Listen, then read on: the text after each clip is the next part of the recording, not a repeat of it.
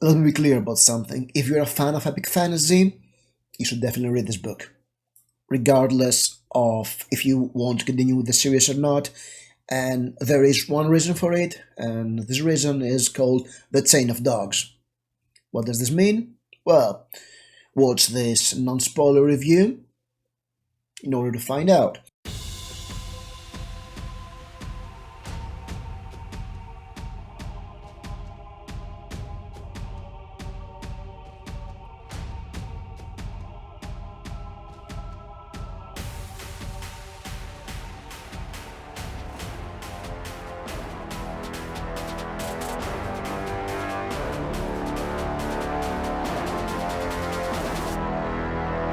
Hello, geeks and ghouls. Let's talk Deadhouse Gates by Steven Erikson, Book 2 of Malazan Book of the Fallen. And I'll probably roll out the chapter by chapter, book by book reread analysis sometime next week. I have been super busy for the past 2 months and I haven't been able to do these videos. Finished the book somewhere in the end of March. I was actually reading it for some 40 days or something, and it's a second read through. This is a non-spoiler review, as I said before, so don't worry, you can watch this and you won't be spoiled much. Of course, I'm going to mention some plot points, but they're in the back of this book, so yes, I'm not like telling you everything about it. You get the idea. Of course, I'm going to mention some plot points, but the events of the first book exactly, because it's in a new continent, and this continent has no name, but it's in a part of it called the Seven Cities. There was some foreshadowing earlier in the first book about the events that are going to happen here, and we follow some of the characters from the first book. Again, I won't say who, because it's also a spoiler to know that some people end up on a different continent, and in my review of the first one, I said that the one good reason you should read The Gods of the Moon is because you have to read Deadhouse Gates, and I will stand by this even today after rereading the book. It's my second go. We have some of the characters from the first book here in the Seven Cities, and also we have a ton of new characters coming in, and in this book Steven Erikson is much more confident, and this reflects on his writing. That's why this book is so much better. The writing is still very evocative, and the descriptions of characters are still very slim, but there is more description about the environment and the culture of the Seven Cities it feels very Middle Eastern, and at the same time there is another race, the Wiccans, that feel a lot like Native Americans, so that's kind of fun. The idea is that it's much more evocative and much more well written, and the first book was already well written, so you can understand that this one is very enjoyable. And also it's larger. It's 900 pages long, so it's 200 pages more than the first book, but at the same time it focuses on fewer characters and fewer plots. One of the main drawbacks of Guardian of the Moon was how many characters and subplots there were there, and most of them were abandoned halfway through because they want to be continuing the next books of the series.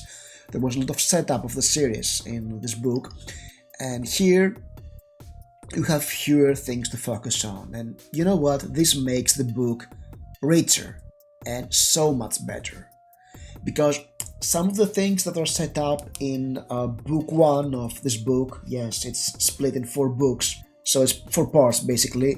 Some of the things set up in the first part of the book, they mostly come into play by the end of this book, or they're clearly left as a cliffhanger for the next book on this sub-series of the series. Basically, yes, a lot of the events that happen here are either come into play or they're set up as cliffhangers for book 4 of the series, House of Chains. And yes, there is some overlap to the events of book 3, Memories of Ice, that happens in parallel in another continent, following other characters from book 1, Guard of the Moon. Get used to it. Malazan can get very complicated if you try to follow who is who and what's happening where. Just take up lunch and enjoy the ride if you want to continue. But Yeah, I mean, you should read that, and if you say, no, I don't like this book, then stop. But you have to read this one if you're a big fantasy fan. Alright? So yes, there are some of the events happening in book 3 mentioned here, but it's some foreshadowing mostly, not spoilery enough to expect what's going to happen in book 3. Believe me, you, judging from what you read in this book, you don't expect what's happening in book 3. And also, something that Steven Erikson does, and it's not often seen in literature, is that there are some events here in this book that don't make sense in the larger plot of the book, but at the same time they make sense that they're happening in this book, so they feel like a random encounter from a role-playing game, which is something most writers don't do. Some fantasy authors do that, and actually it's something that Steven Erikson does very well in this book. It's a big contribution to the genre, despite the fact that other Sword and Sorcery authors also did something similar, introducing random events happening and, traveling from here to there, and something is in the way, stopping the characters. I mean, I can remember Michael Moorcock doing that in many of his stories, and this is where role-playing games took the idea of the random encounter during the travel, but here it's done in a way that feels unique. It feels very cutting edge. And of course, since I'm cataloging the types of events happening, there is also an event that I'm not quite sure what it means, and I've read the entire series. So yes, it's something I'm looking forward to understand during the reread, because the way I say it, it is very important to the entire plot, and I've missed out of it, because mostly it plays out in the final book, but don't let that intimidate you. The main idea in Malazan Book of the Fallen, and everybody will say that before you read, is that you should carry on even if you don't understand something, because you're not supposed to. You're supposed to see those characters. And enough blathering. If you haven't stopped the video by now because I'm blathering about the events and how they play in the entire series, let me tell you about the main draw of this book. And the reason why you should read it, even if you're not planning to continue the series. And this is Coltrane's Chain of Dogs. So yes, as you can read in the description of the book, it's about Coltrane, the commander of the Malaz 7th Army, leading his war-weary troops in a last valiant running battle to save the lives of 30,000 refugees. Yes, because there is a big rebellion brewing in the 7 cities, and it breaks out. We know that there was a rebellion. We learned that in the end of Guardians of the Moon, that the rebellion is coming very soon, and it was a certain it will come, so it's not a big spoiler. And it's about a Malazan army who is trying to save refugees going through hostile territory. That's the Chain of Dogs. In the least spoilery way possible, I can set this up. You know that's happening, so yes, it's not a spoiler. And there are a lot of great battles in this part, in this subplot of the novel. And they are amazingly written and they feel very epic. But this is not your usual epic story, because it's a story of rebellion and war.